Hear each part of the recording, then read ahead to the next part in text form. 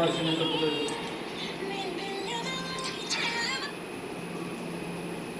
കൈ മോളില്.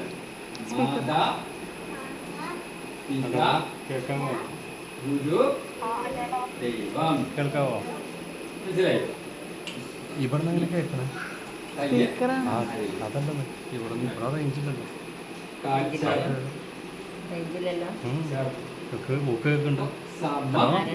പുണ്യ എന്താ പറയാ? നിനക്ക് കേൾക്കാവോ? ഇവിടെ നോക്കണം, ഇവിടെ അങ്ങോട്ട് നോക്കരുത്. കേൾക്കാവോ?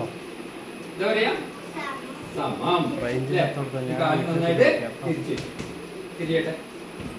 ഈ താഴ്ന്നിട്ട് മുട്ട് രണ്ട് സൈഡിൽ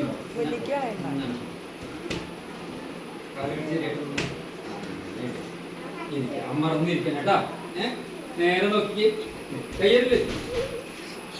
അപ്പൊ അരമണ്ഡലം എന്താണ്? നീ മടങ്ങി പൊന്തിച്ചിരിക്കും.